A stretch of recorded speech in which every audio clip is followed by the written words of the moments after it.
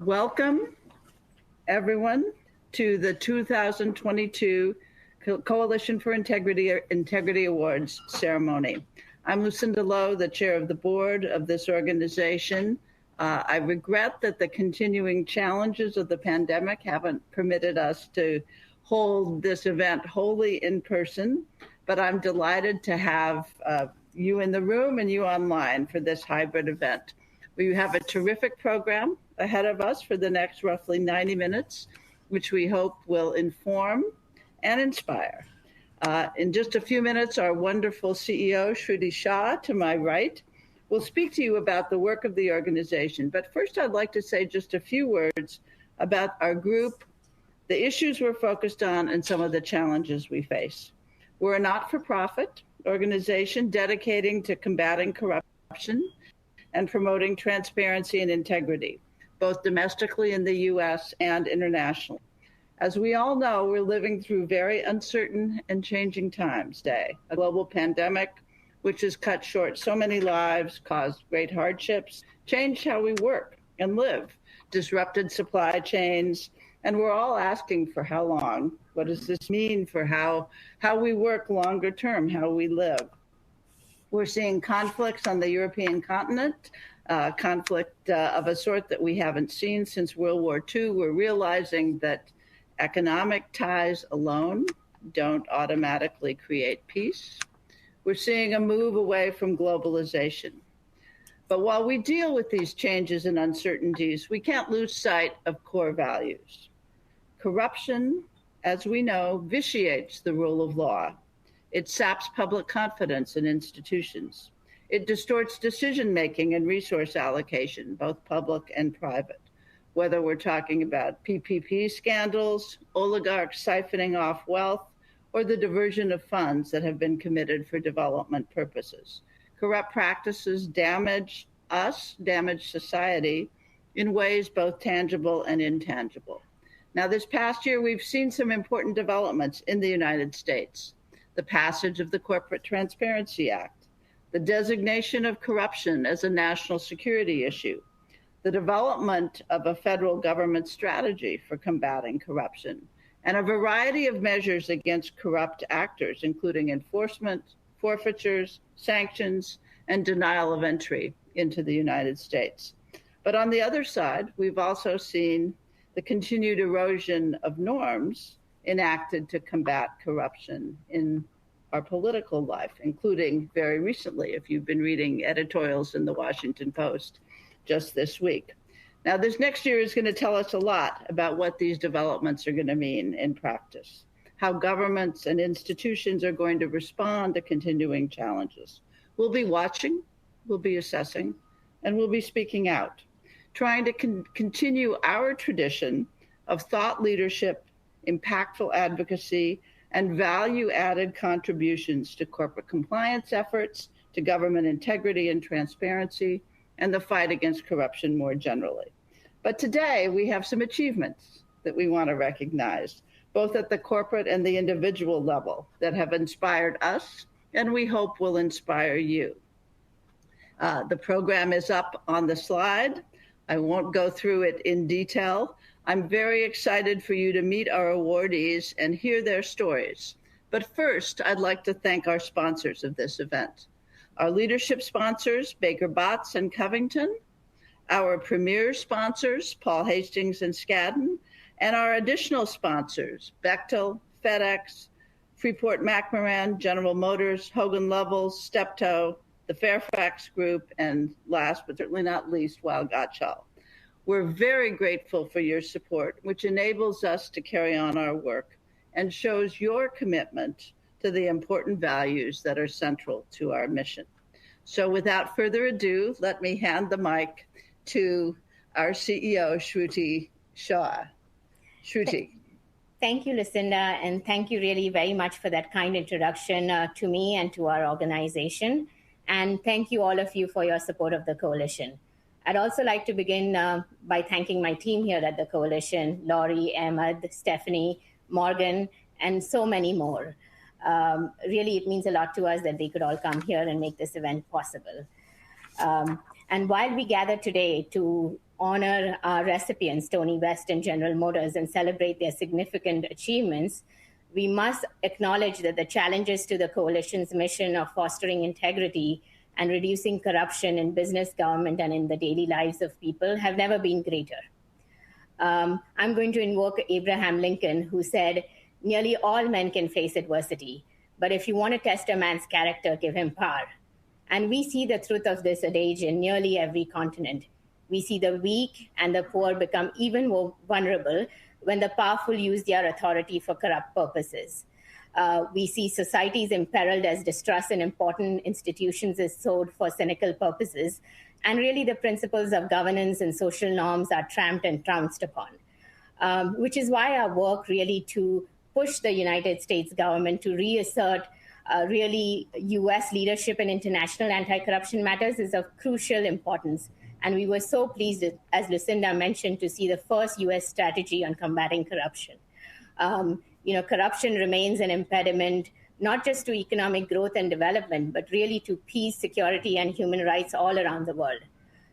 In fact, corruption has played an outsized role in two major events of this year. Corruption in the Afghan government really led to the country's dramatic downfall. Corruption undermined the U.S. mission to Afghanistan. It destroyed faith in the legitimacy of the Afghan government. It also reduced faith in international reconstruction work and certainly strengthened support for the insurgency. And Russia's invasion of Ukraine and really the unforgivable attacks on civilian targets prove once again that when we ignore anti-corruption, we also actually ignore our own strategic and national security goals. Russia's deep-rooted corruption is one of the many reasons why Putin has been free to engage in such outrageous acts. He relies on the oligarchs and the Secret Service to protect him. The oligarchs obviously also serve as his personal wallet. But for far too long, they've really enjoyed a life of luxury off of ill-gotten wealth and really use that to live freely and buy properties and high-end art in New York and London.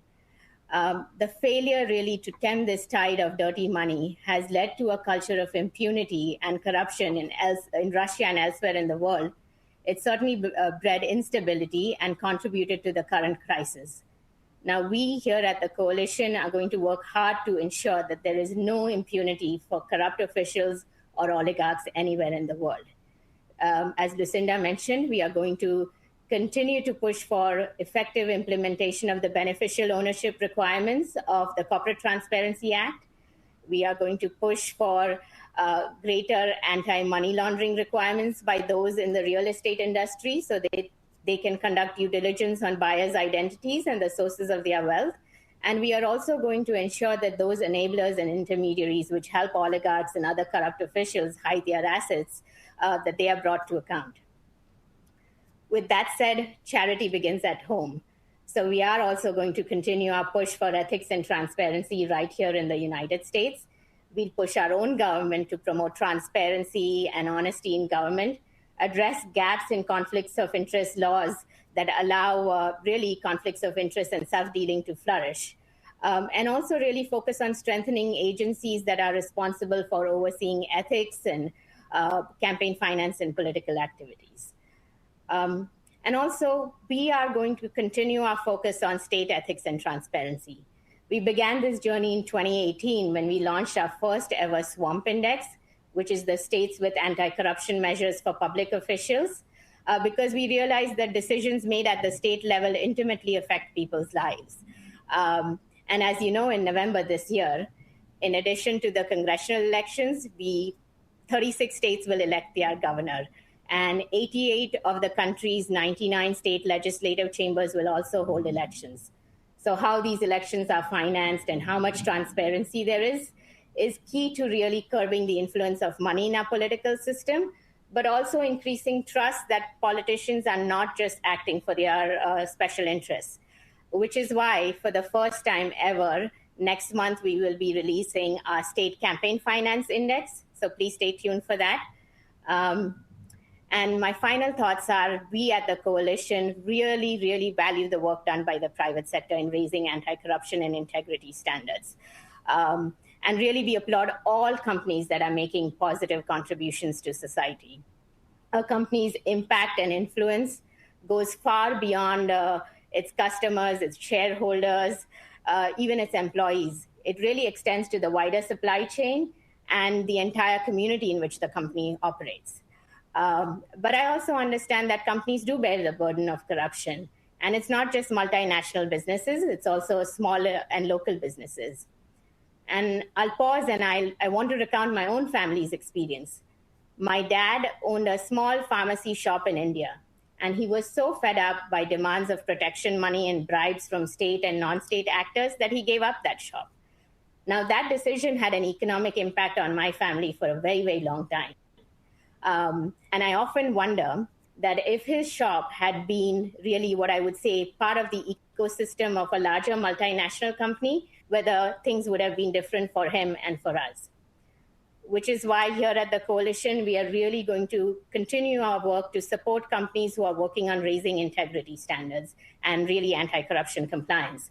We are going to continue our corporate forum, which really is used by compliance officers to benchmark their program against each other and to discuss emerging issues. And we are going to come up with guidance reports as and when required, like our recently issued guidance report on the use of machine learning in anti-corruption risks and compliance. And my final thoughts are that our mission has never been clearer or more important. Throughout the world, we see societies and even entire nations beset by a culture of corruption and opacity. And in the face of all these challenges, many can become immobilized and really feel hopeless. But if we succumb to cynicism, we ignore not just the lessons of history, but our own duty. I'm reminded of Eleanor Roosevelt's words in her book, Tomorrow is Now. She said, in the final analysis, a democratic government represents the sum total of courage and integrity of its individuals. It cannot be more than that. In that light, we must all pledge to create a world in which all people, wherever they live, can trust that the institutions they rely on are free from corruption, amenable to disclosure, and open to public scrutiny. And I want to thank you all for your support to us in our quest to promote these ideals throughout the world. We are really grateful for and humbled by your support. So thank you once again. And with that, at least virtually, I know that people are going to watch a short video on our work, and then we'll continue to the rest of the program. But if we are not able to play the video for you live, we'll show it at the end of the program. Thank you so much.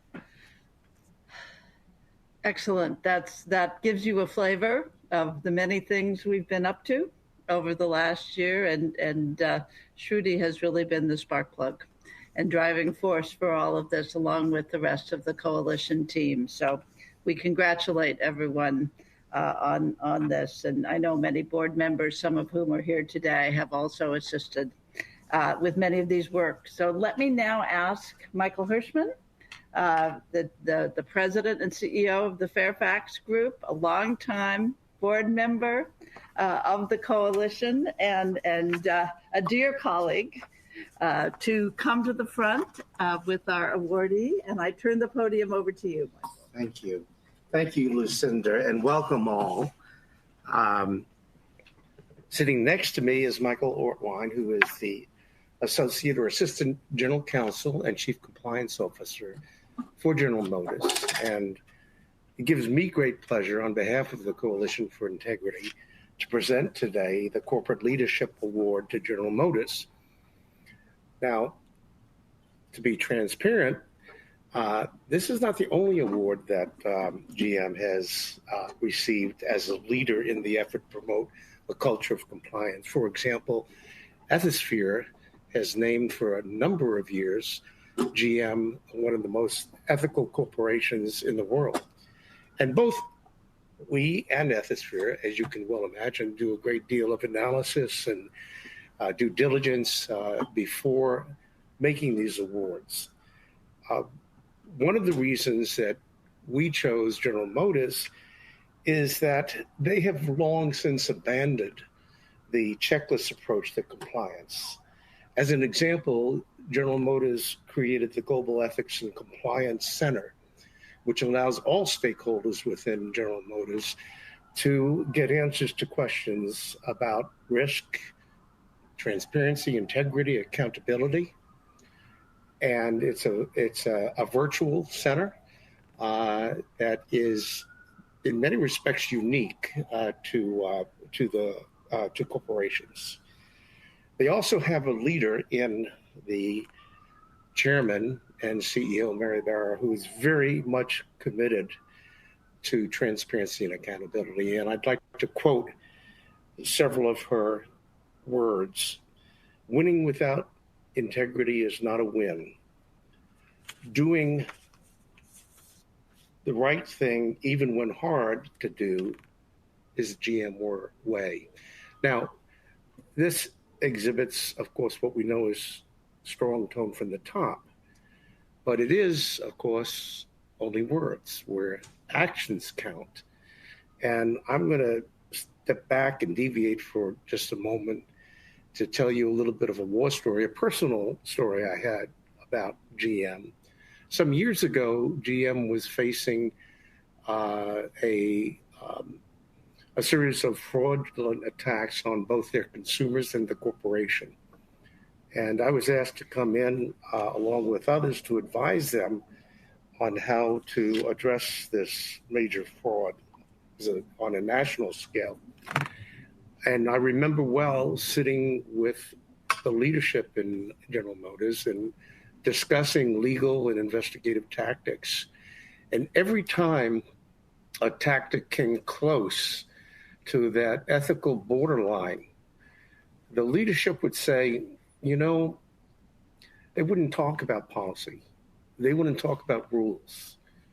They'd talk about the difference between right and wrong, how they didn't even want to come close to crossing that line. And then I knew personally then that this was a company that had created a culture that really set the stage for honesty, integrity, transparency, and accountability. Now, having a world-class compliance program and governance program, being a model for other companies, is only a small part of the GM story. Last year in 2021, GM provided almost $90 million in cash and in-kind donations to nonprofits working to help create inclusive solutions to social issues around the world. These contributions included student scholarships, disaster relief, and community development. So in addition to having a world-class compliance and governance program. They also have been for many, many years involved in social responsibility, what we now call, of course, ESG. And so, again, it's a great honor for me on behalf of the Coalition for Integrity to present this award to General Motors. Michael, congratulations. Thank you. Thank you very much. Of course. And thank you very much for those warm, kind words. It makes me very proud to be sitting here in this chair accepting this award on behalf of the entire company, because it is truly an enterprise-wide recognition. And so I really appreciate that introduction. Thank you. Of course. On behalf of General Motors, our chair and CEO, Mary Barra, our executive vice president and general counsel, Craig Glidden, and the entire GM team, it's an honor and privilege to accept this award today. I'd like to thank the Coalition for Integrity and the chair of the board, Lucinda Lowe, the audit committee chair, Michael Hirschman, and the president and CEO, Shruti Shah, for this tremendous honor. There are scores of companies across the globe committed to operating with integrity and transparency to reduce corruption and bolster their reputation in the eyes of employees, customers, investors, business partners, and the communities where they operate. For GM to be singled out for the award this year is truly humbling. At GM, our code of conduct, aptly named Winning with Integrity, is our compass for doing things the right way, even when it's hard. The code is built around 8 core behaviors, including be inclusive, be bold, it's on me, and win with integrity. And it establishes our commitment to one another that will conduct business openly, ethically, and honestly. Indeed, and I will repeat a quote that Michael just stated, Mary Barra has said, if we win without integrity, we haven't won at all. And that important principle underpins everything that we do. And we're so honored to receive this award from the Coalition for Integrity tonight, because the same unrelenting desire to promote integrity and high compliance standards is central to your mission as well. Today, the GM team is working with unprecedented sense of urgency, decisiveness, agility, and breadth to take everyone on a journey to a more equitable, safe, and all-electric future. GM's vision is a world with 0 crashes, 0 emissions, and 0 congestion. We're in the midst of transformation that includes our accelerated transition to electric vehicles and autonomous vehicles. We are laser focused on our aspiration to become the most inclusive company in the world.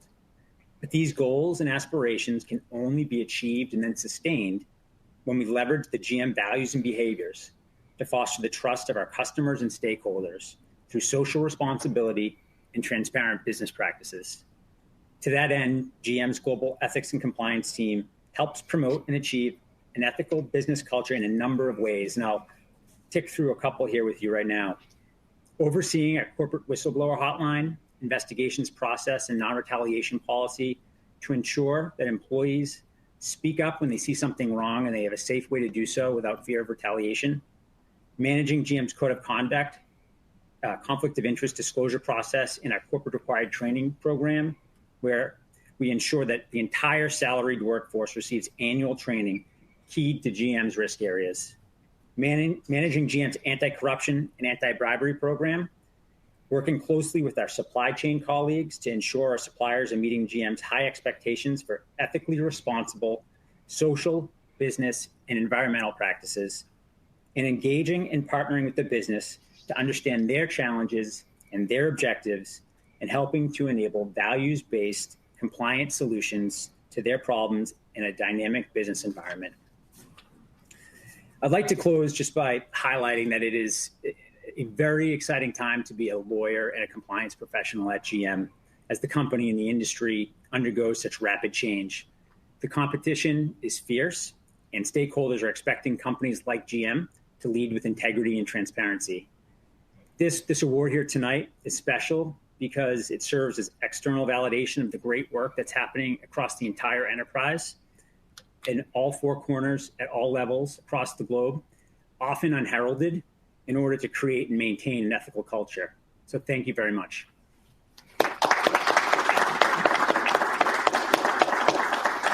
Thank you, and again, congratulations, Michael. I'd like to ask now Stephen Tyrell from our board of directors and Tony West to please come forward. Tony, this is not your first rodeo with us. I remember just a few years ago you accepting a corporate leadership award at our annual meeting.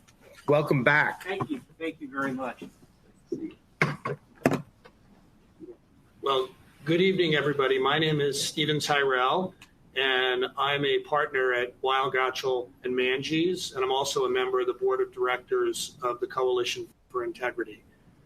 It's my pleasure and my honor to introduce this year's recipient of the Coalition's Integrity Award, Tony West.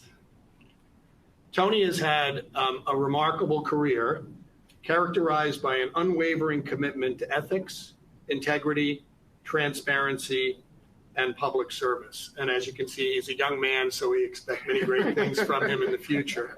I do appreciate that.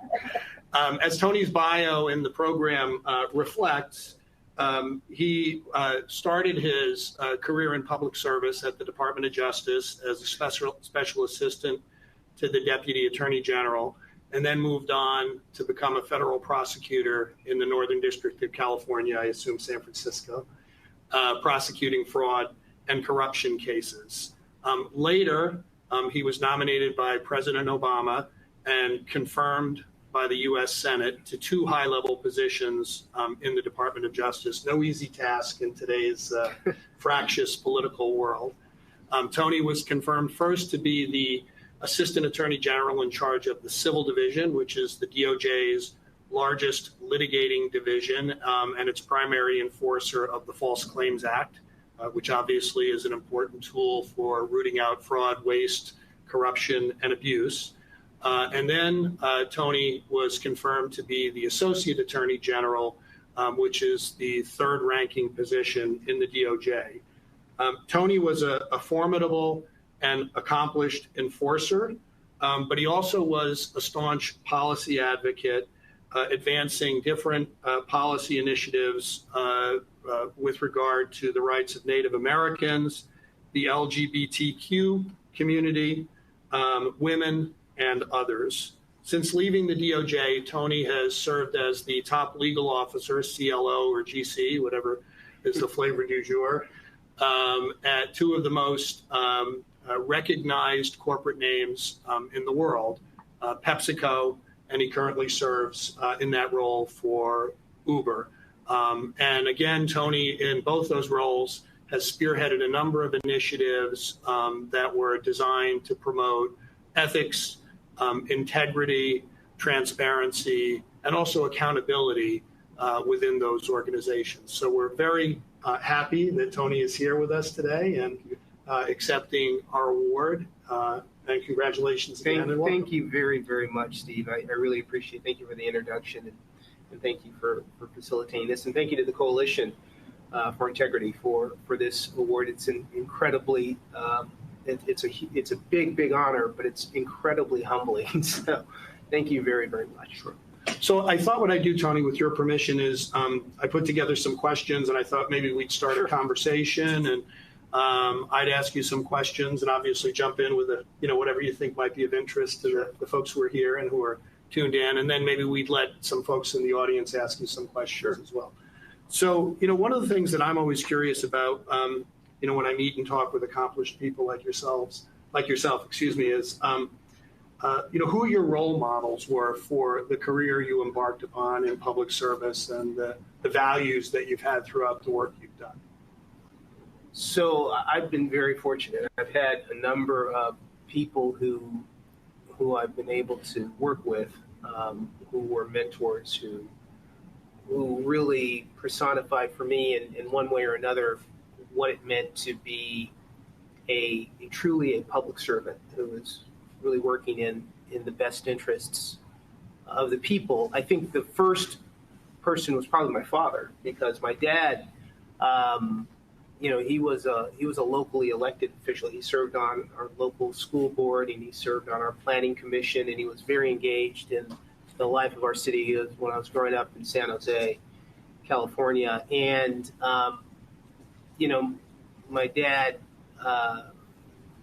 stood for a lot of things, but primarily he was a person who had very, very strong sense of integrity and a very strong sense of right and wrong, a very strong moral code. And so that was really one of my primary examples.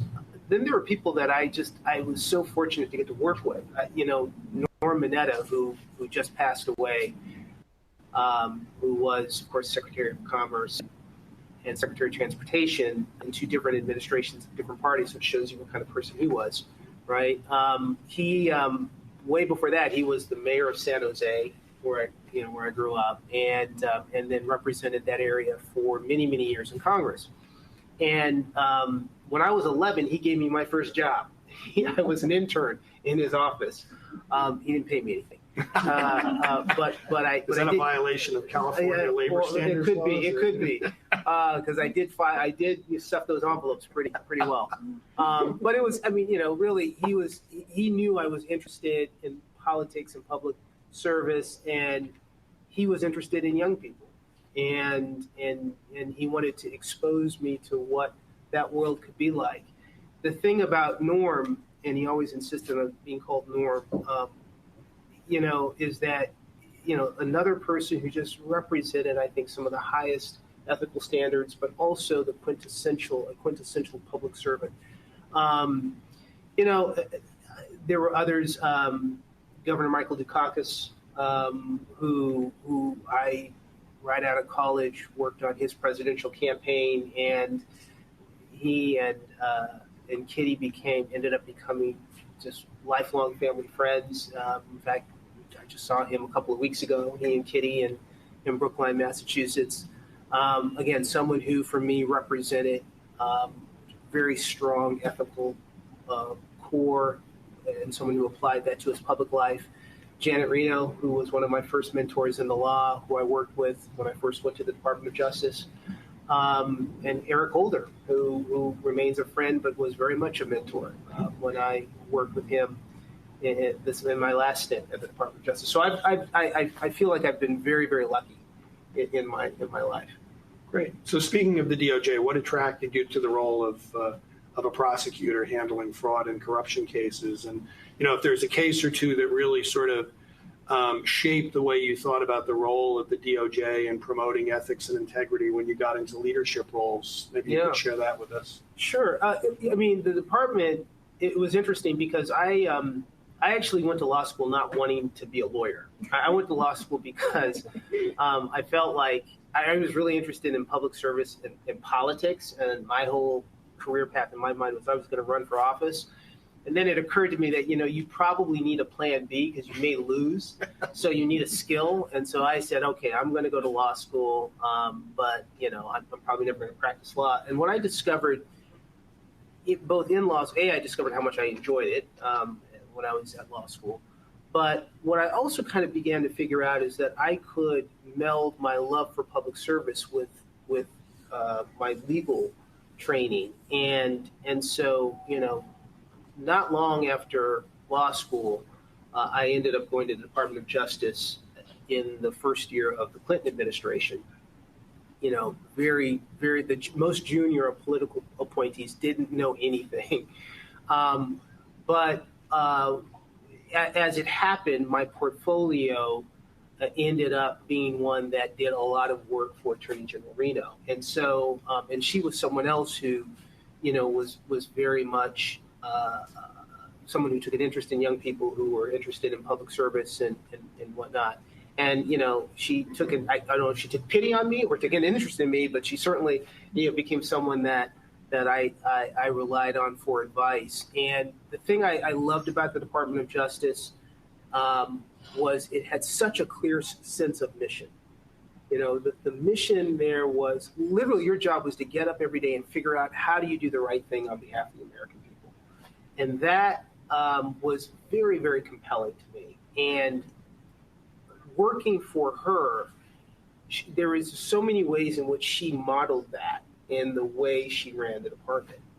And one of the things she had she would talk about her career, and her happiest days was when she was a state prosecutor in Florida. She loved that work.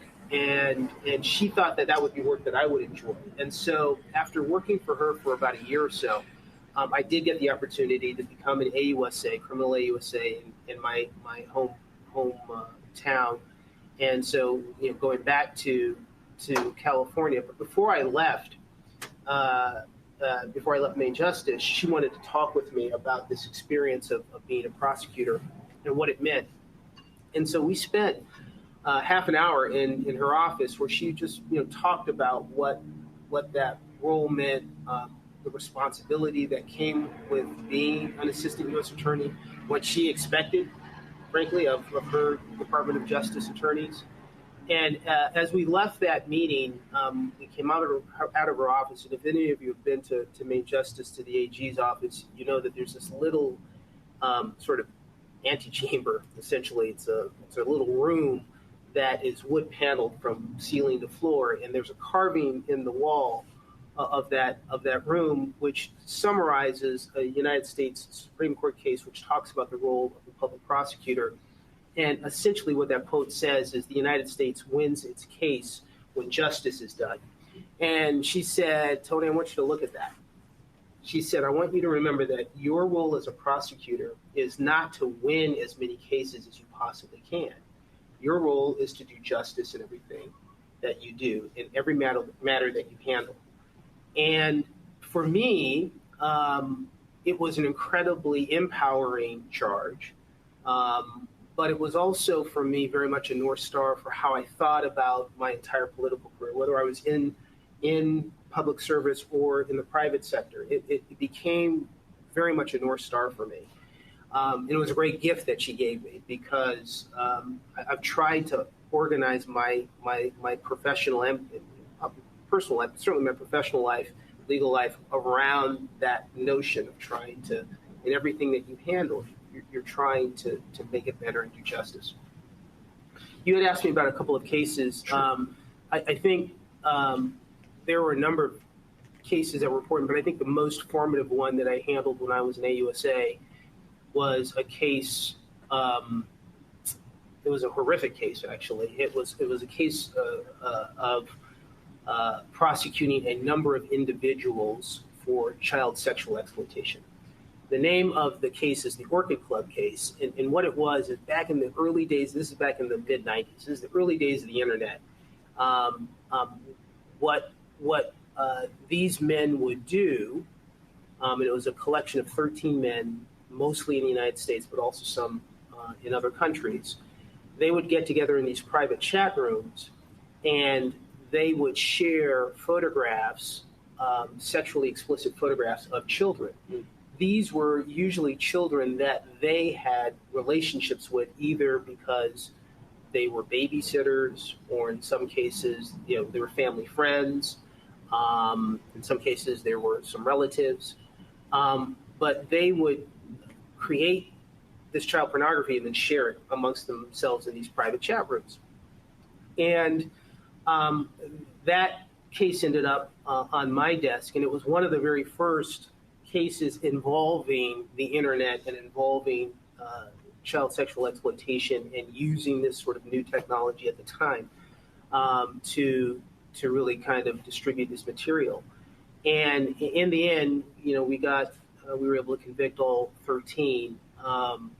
But the most formative or the most impactful part of that experience was actually not the courtroom stuff. It was the personal relationships I built with the victims, and who were all children of various ages, and realizing that part of my job, an important part of my job, had nothing to do with the courtroom or making the legal arguments about motions, but it was establishing a relationship of trust with these individual victims. Mm-hmm. And that very much impacted the way that I thought about policy, the way I thought about how you could use the law, where the law fell short when it came to victims, particularly victims of sexual assault, and it very much informed a lot of work that I did after that. So I want to ask you about sort of the culture and the mood in the department when you were there in the leadership positions you were in? Because I think, those of us who are alums follow the department closely, sort of there's reports about how it's sort of gone up and down, concerns about the politicization of the department and all that. And as a leader during your tenure in the civil division and then as the associate AG, what did you do to really promote ethics and integrity? I mean, how did you go about promoting ethics and integrity in the department, within the department? Because obviously we talk a lot about ethics and integrity in the private sector too, but clearly you've got to have it in the enforcement community as well. And when that goes, right, then people really lose confidence in the system. So Exactly. Tell us a little bit about your thoughts in that regard. Well, of course, when I was there, it was great. Yeah, of course. We always say that, right? When right? No. By the way, you wouldn't be here if that was the case. Thank you. I felt it was such an honor, really, to, go into that building in Main Justice every day, and that's where you went to work. My apartment was situated in such a place where my daily commute, I would come into what they call the 9th Street gate of Main Justice. I don't know how many of you have been in Main Justice. It's a beautiful, beautiful building built during the Depression, beautiful murals all over the building, and just very grand and majestic. And, I'd come in through the 9th Street gate, and I did that every day very deliberately because I would walk through what they call the Great Hall, which is the space in the middle of the department.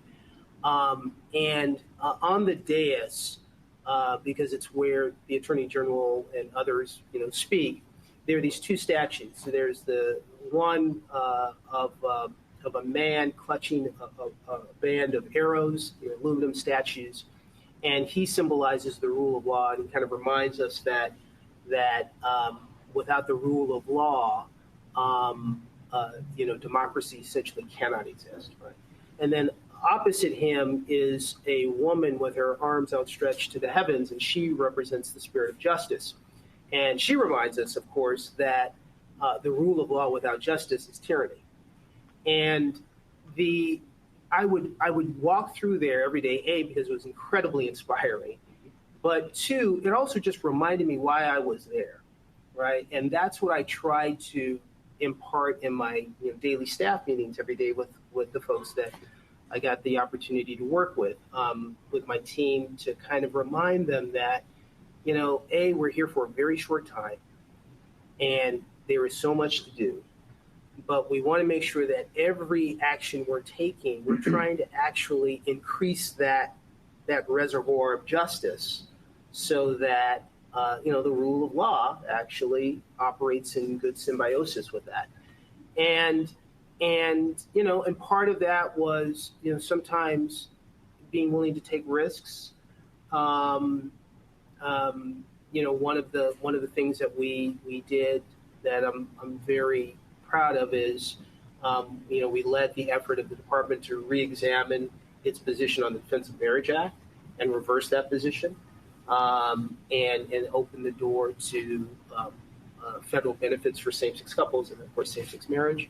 But kind of recognizing that there were those kinds of opportunities that you had, and that was an appropriate way to use whatever authority you had, which was, again, very temporary, and appropriately so, while you were in those seats. The other thing that I wanted to make sure is that when we were making decisions, we had a diverse decision-making table. So, I was able to put together teams that look like America, because I have a very strong belief that you make better decisions when decision makers around the table reflect different points of view.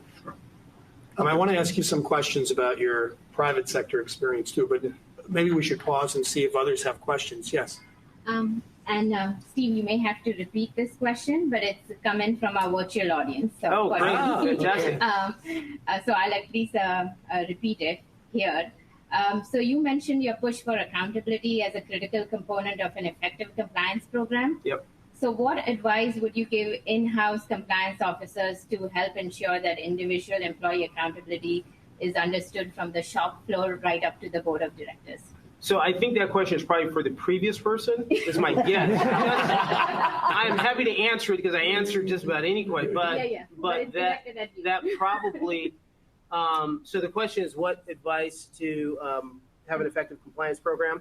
What advice to compliance officers to ensure individual accountability is understood? So I think it's really important to have a values-based accounting compliance program as opposed to one that's a rules-based compliance program, because otherwise I think it doesn't stick. A lot of that has to do with what's the culture of your organization and the culture of your company. That tone is set from the top. I mean, it's just full stop. You have to have a CEO, you have to have a CFO, you have to have a chief legal officer and compliance officers who are very clear about the importance of compliance as a part of the DNA of the organization. It is a way of doing business. We had to build that somewhat at Uber when Dara Khosrowshahi, our CEO, came in almost exactly 5 years ago. Then hired me, and then we hired others to help put that in place at Uber.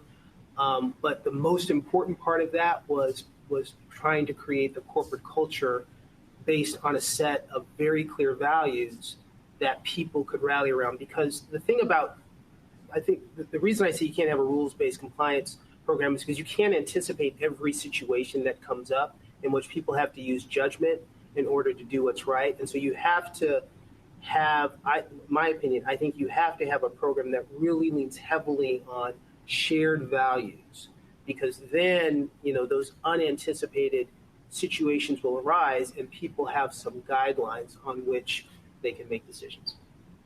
So Tony, speaking of that, what's the value proposition for companies in having an ethical culture? I mean, why should it matter? Obviously, there's the enforcement risk, but beyond that, why should it really enforcement matter? risk is pretty big. Yeah, that's a pretty good reason. That's a pretty good reason. But aside from that, look, I think there are a couple of reasons. One, investors actually care about this. We talk about ESG, but the reality is this is becoming, and I know I've now spoken to a number of them that had lots of investor engagements. This is actually how compliant you are, what your corporate culture is, and how are you actually making that real in the way that you do business in communities that you operate. Investors increasingly are caring about that and are making investment decisions based on that. Second reason, I think, is because there's increasing public expectation that companies, are engaging in ways that add value to the community. And it's interesting. There's something called the Edelman Trust Barometer, which I always love to leaf through every year it comes out. It's been coming out for many years. It measures the public's trust in public institutions. And what we've seen over the last decade to 15 years is a clear trend. Trust in government has been declining. Trust in the media has been declining. Even trust in non-governmental organizations has declined. The only institution where trust is increasing, business and corporate leaders. And so that reservoir of trust creates both an opportunity, I think, for corporate leaders to lean into, but also a responsibility and accountability that the public expects them to live up to. So I'm going to be a bit cynical here and ask you if it's going up because it was so low to begin with. It could be. It could be. That could be. And I'll tell you, everybody knows it's so easy to lose trust. Yeah. It's very difficult to gain it and to build it. I want to go back for a second to your enforcement experience. And obviously, you mentioned enforcement risk is substantial, and obviously enforcers think about specific and general deterrents when they bring enforcement actions.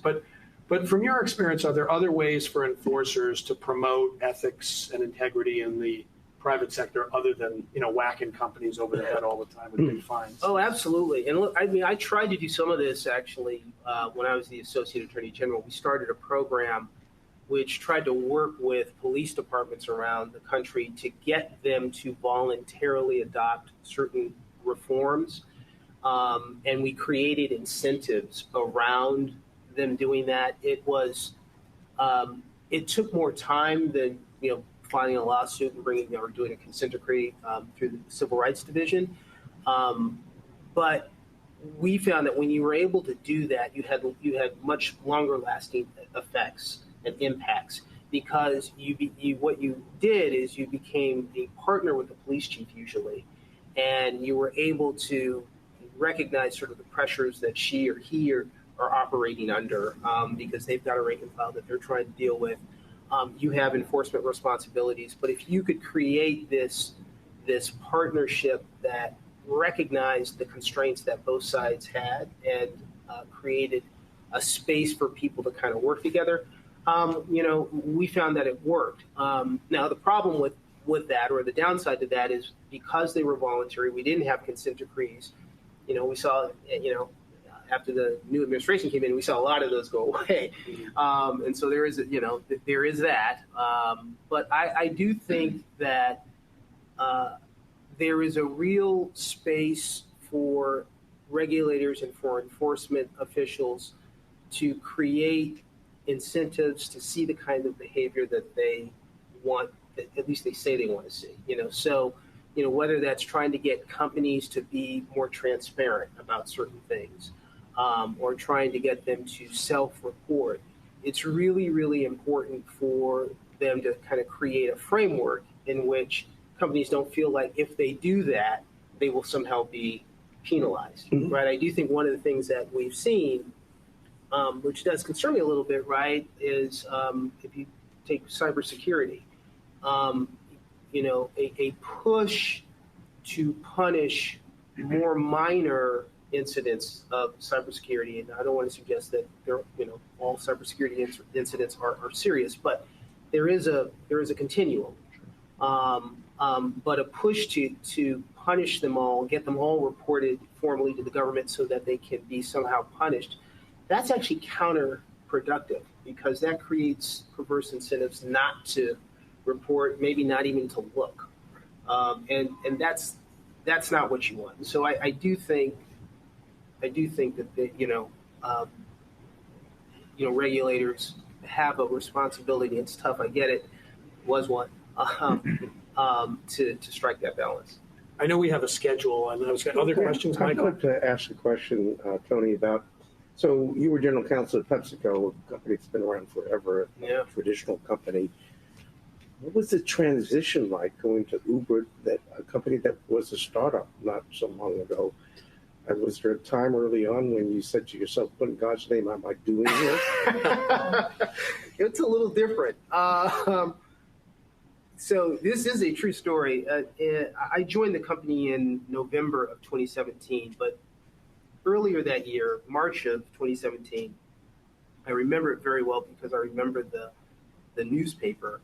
I was the general counsel of PepsiCo, and I was meeting with a colleague in my office, and the meeting had ended, and so I just picked up the New York Times and I started flipping through it, and I opened up the business section, and there was this, top of the full page story about Uber and all of the problems that they were having to lead Uber, the Susan Fowler blog about sexual harassment, all kinds of stuff. And I was just kind of, skimming the story. And then I looked to my colleague and I said, man, I'm glad I'm not the GC of that company. There's problems at that company. And then, of course, I'm now the GC of that company. It's interesting because it was the transition wasn't, I kind of knew what I was getting into, put it that way. Now, when I say that, I mean, because I do like a challenge. I thought that was part of the attraction, frankly, that you could kind of come in and really have a significant impact and help rebuild something. The pace is obviously very, very different. It's much faster. But that again, that actually reminded me more of the government than being something that I found completely new. And there were, there were surprises. There, you'd open up a closet, another little skeleton would tumble out, and you're like, oh, that's an interesting one. But I would say that it's funny being the CLO of Uber is more like being the Associate Attorney General than being the GC of a big company like PepsiCo. Again, because you had to deal with, when I was in the government, you knew what your day was going to be like just by reading the paper. You knew what you were going to walk into. You knew what was going to be hot. You knew that everything you did was under great scrutiny. No matter what you did, it was probably going to be controversial. Somebody wasn't going to like it. You were going to get a subpoena from somebody on the Hill to talk about it and testify about it. So that's, operating under those kinds of pressures is what I think it feels more like when I'm at Uber. Others? Lucinda? Thank you for joining us. Thank you. You mentioned victims. Yes. In connection with your experience as a prosecutor, and that does sound horrific. And in the area of bribery and corruption, the victim issues, I think, are very challenging. They are. Domestically, but also when you go overseas. Who's a real victim? Yeah.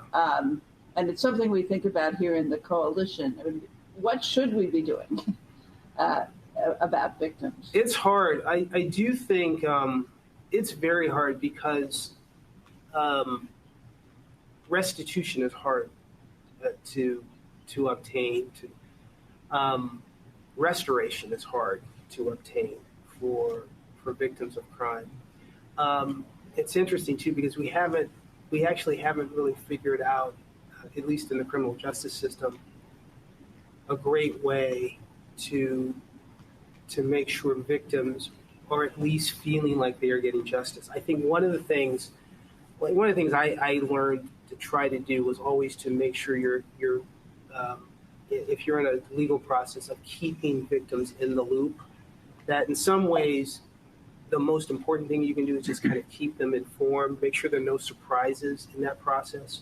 I think there was a situation recently where the Department of Justice kind of stumbled a bit with some victims of police, unarmed police shootings, where they didn't keep the victims informed of some potential plea bargain talks.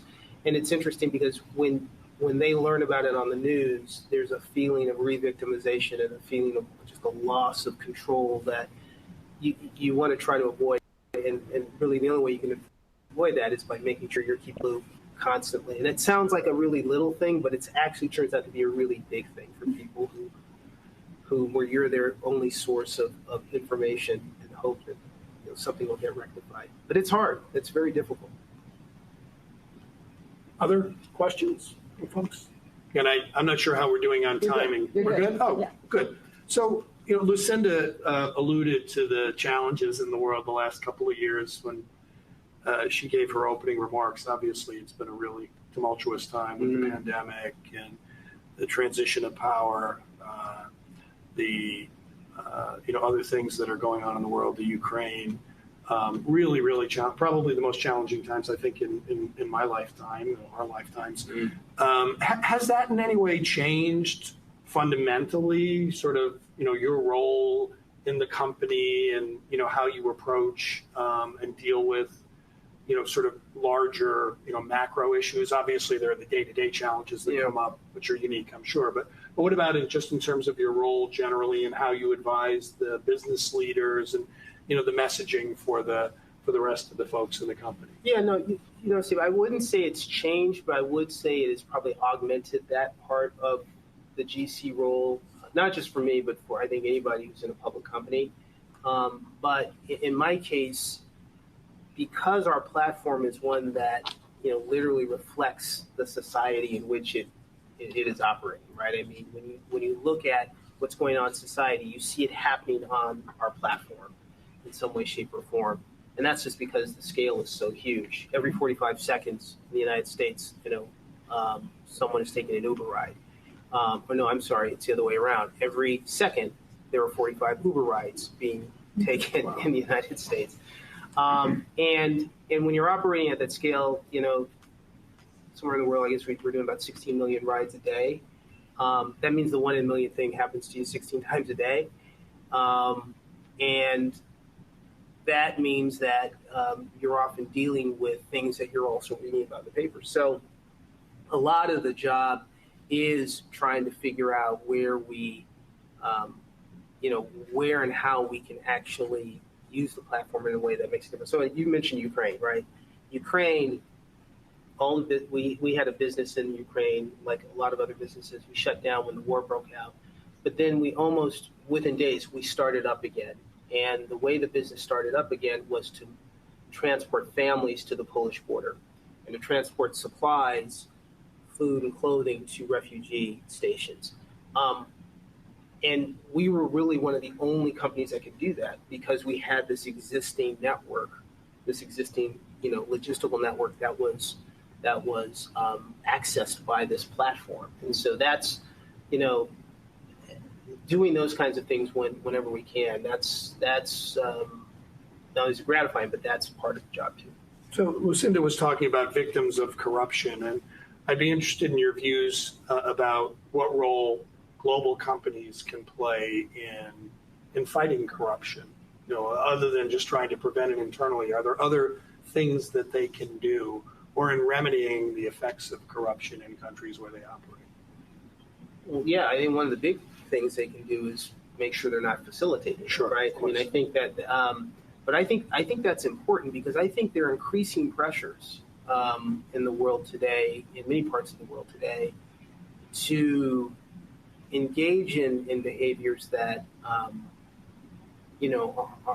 corrupt or are not above board. And some people may think that they're small things, but I do think that there are increasing pressures that you see in different countries. And so I think that's another area where there just has to be a really clear line that is that's drawn, and a very clear message from the top that's uncompromising about what will and won't be what will and won't be acceptable. And I think I'm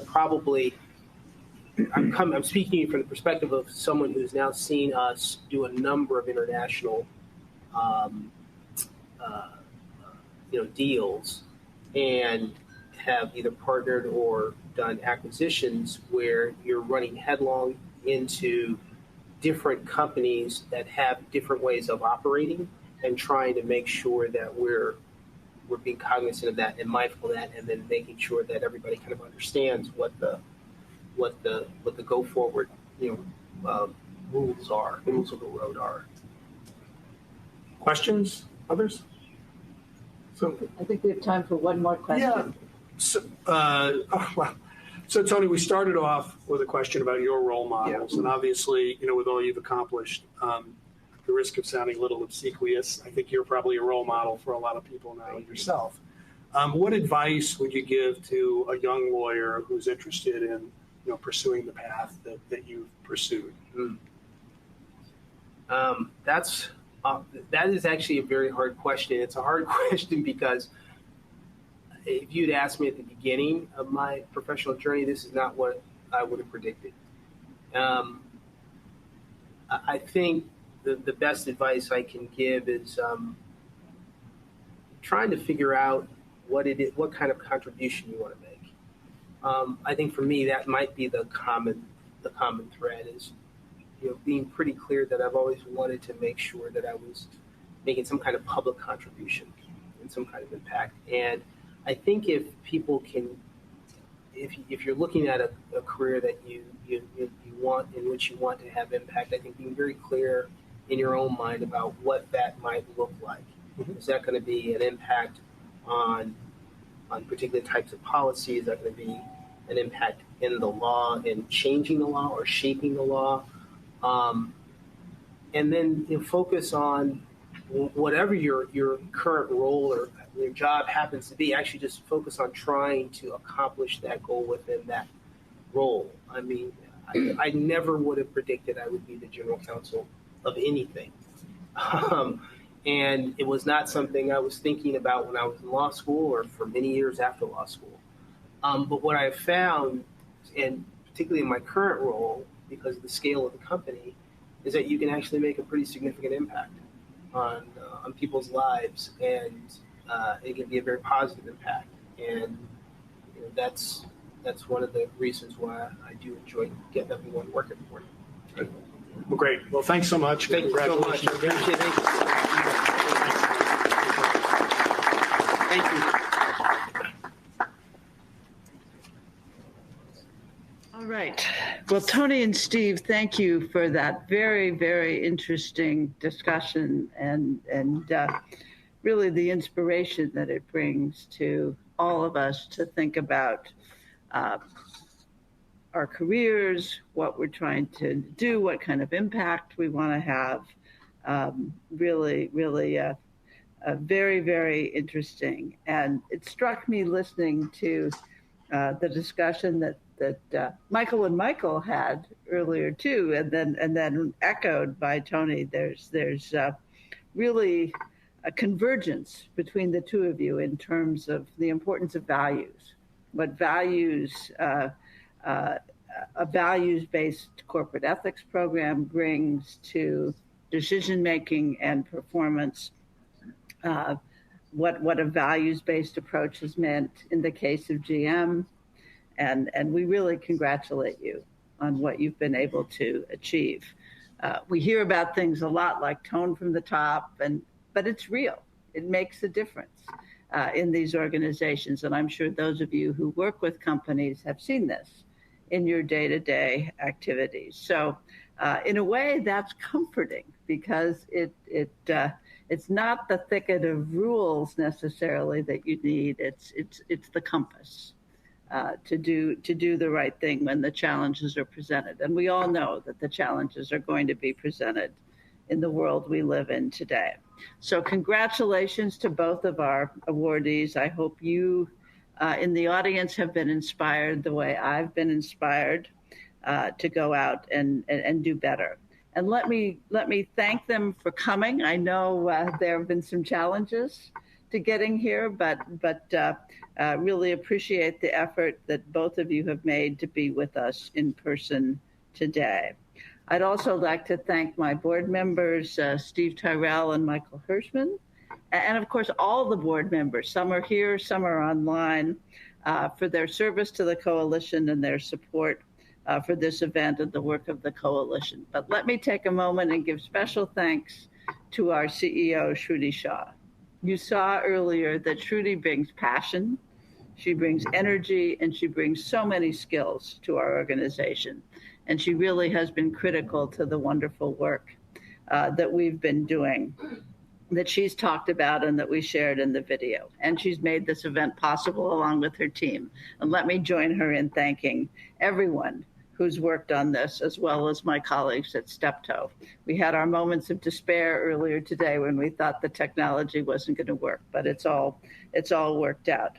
And let me give us a second round of thanks to our sponsors for your support for this event, but also for the coalition. And finally, to you, our attendees, whether you're remote or here in the room with us, we hope this event has reinforced your commitment to the values that drive our organization and that we share. It certainly does for me. This has always been one of my favorite events of the year. I come away feeling inspired. For those of you who know other worthy companies or individuals, we are always looking down the road for next year and who we might honor. So if you have thoughts on that, please feel free to share them with Shruti or any of us. And if you have thoughts for our future work program, the world is not without challenges. This is not an issue, transparency, integrity, anti-corruption, that we wish they would go away immediately, but this is a long-term project. We think we're making a contribution, but it's a challenge. So with that, we are finished. We will sign off online, and thank you very much to those of you who have joined us today remotely. We hope next year's event will be back to our usual in-person dinner, but in the meantime, we go onward and appreciate your taking the time to be with us today. Thank you very much.